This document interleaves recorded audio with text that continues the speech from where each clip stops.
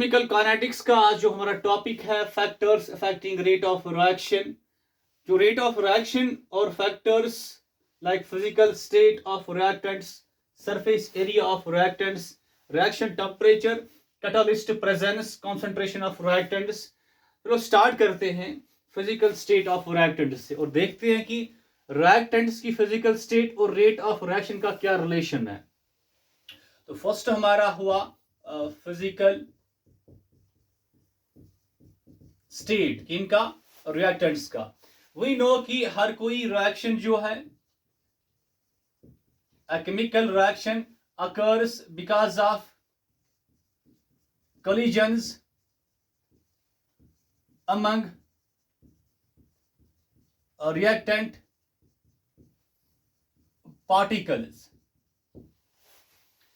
मतलब अगर collision ज्यादा है तो रेट ऑफ रिएक्शन भी क्या ज्यादा, और we can say rate of reaction और collision और रेट में जो रिलेशन है वो क्या है, डायरेक्ट।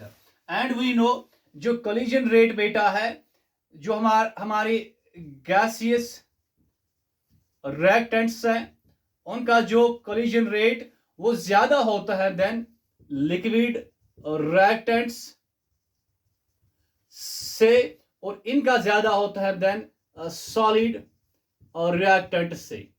इसका मतलब क्या हुआ, इसका मतलब हुआ कि रेट ऑफ रिएक्शन किनका, गैसियस और रिएक्टेंट्स का, वो क्या होगा, मोर देन किससे, rate of reaction of liquid और रिएक्टेंट्स, और इनका ज्यादा है than rate of reaction of solid और रिएक्टेंट्स से।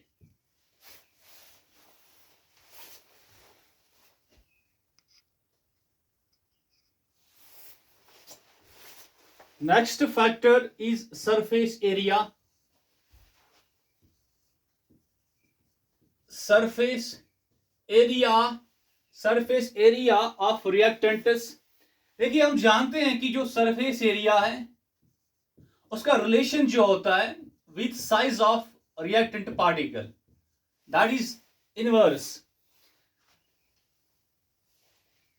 और जो सरफेस एरिया और रेट ऑफ कोलिजन का रिलेशन है वो डायरेक्ट है। मतलब रेट ऑफ कोलिजन ज्यादा अगर सरफेस एरिया ज्यादा है, और रेट ऑफ कोलिजन का रिलेशन रेट ऑफ रिएक्शन के साथ डायरेक्ट है।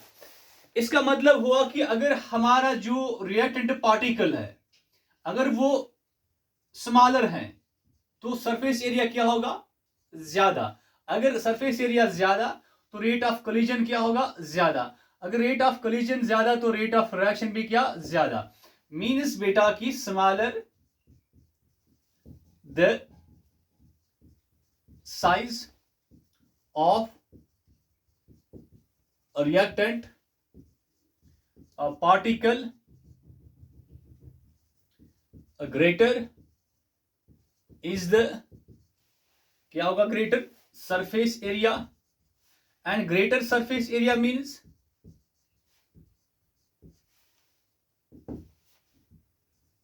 मोर नंबर ऑफ कोलिजन्स। और अगर कोलिजन ज्यादा है, अगर कोलिजन ज्यादा है तो रेट ऑफ रिएक्शन भी ज्यादा, and therefore more will be the rate of reaction.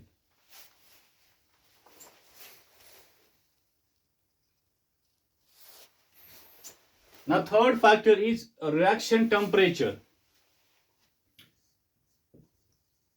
A temperature, how temperature affects rate of reaction.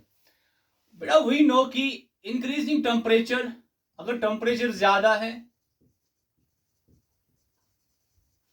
इसका मतलब kinetic energy of reactant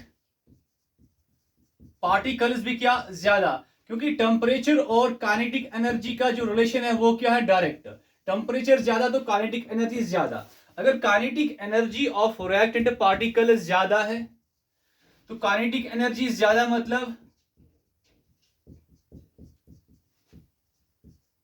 motion of reactant particles वो भी क्या ज्यादा। अगर मोशन ऑफ रिएक्टेंट पार्टिकल्स ज्यादा है मतलब रेट ऑफ कोलिजन भी क्या, वो भी ज्यादा। अगर रेट ऑफ कोलिजन ज्यादा है उसका मतलब क्या, रेट ऑफ रिएक्शन भी ज्यादा। इसका मतलब ये हुआ इन नटशेल हम कह सकते हैं टेम्परेचर ज्यादा, increasing temperature increases rate of reaction. वो कैसे, टेम्परेचर बढ़ाने से काइनेटिक एनर्जी बढ़ती है।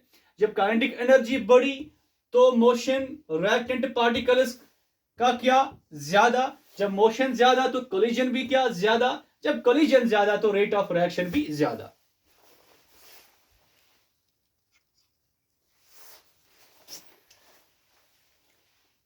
कैटलिस्ट प्रेजेंस से क्या होता है रेट ऑफ रिएक्शन पे। देखिए आप यहां पर जो भी कोई केमिकल रिएक्शन होती है ये हमारे रिएक्टेंट्स हुए और हम कहते हैं कि रिएक्टेंट्स चेंज होते हैं प्रोडक्ट्स में, पर ऐसा कभी नहीं होता है क्योंकि पहले रिएक्टेंट्स जाते हैं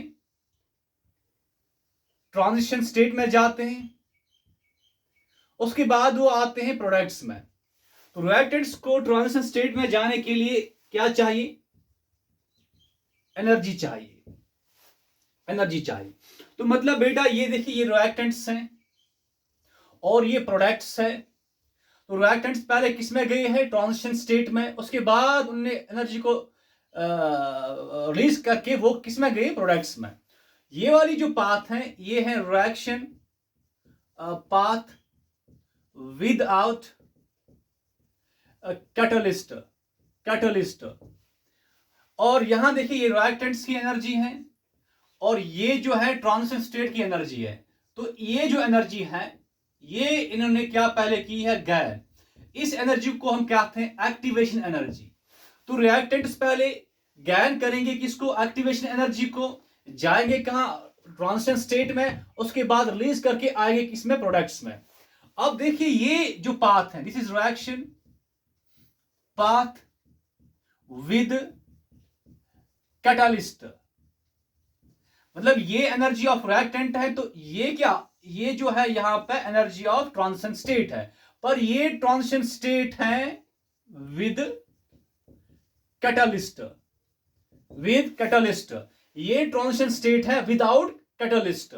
अब देखिए ट्रांजिशन स्टेट यहां पे एनर्जी, ये है एक्टिवेशन एनर्जी यहां पे।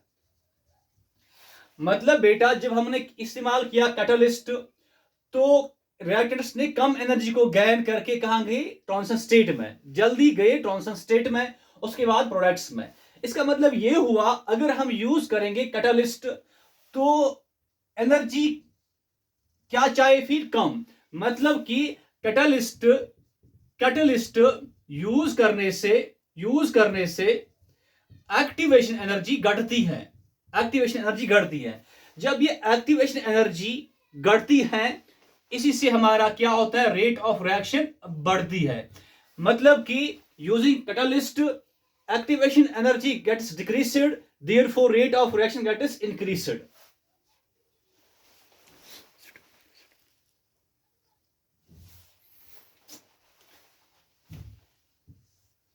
using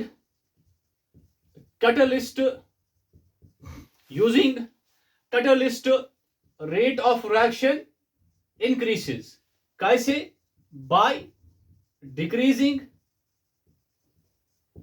activation energy,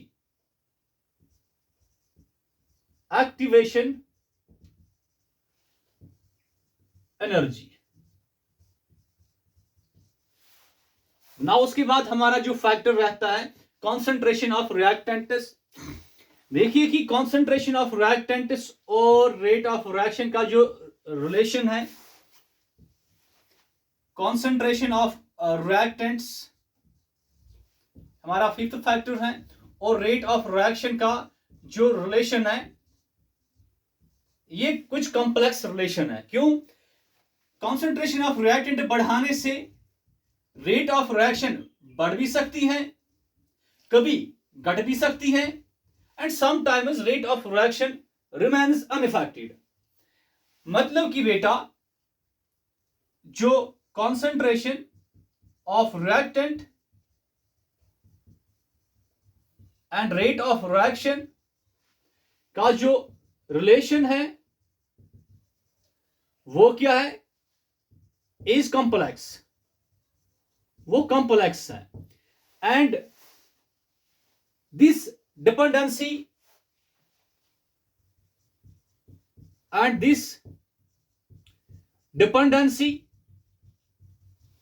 of rate of reaction and concentration of reactants is known only experimentally, जिसको हम कहते हैं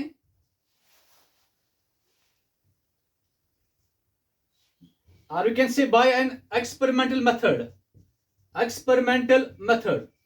हमारे पास एक एक्सपेरिमेंटल मेथड है जिससे हम dependency of rate of reaction and concentration of reactant को स्टडी करते हैं, और उस एक्सपेरिमेंटल मेथड को हम कहते हैं that is called rate law method. Rate law method जो है, what is this? This is an experimental method which gives us complex dependency of rate of reaction and concentration of reactant। और कल के lecture में हम rate law method को study करेंगे।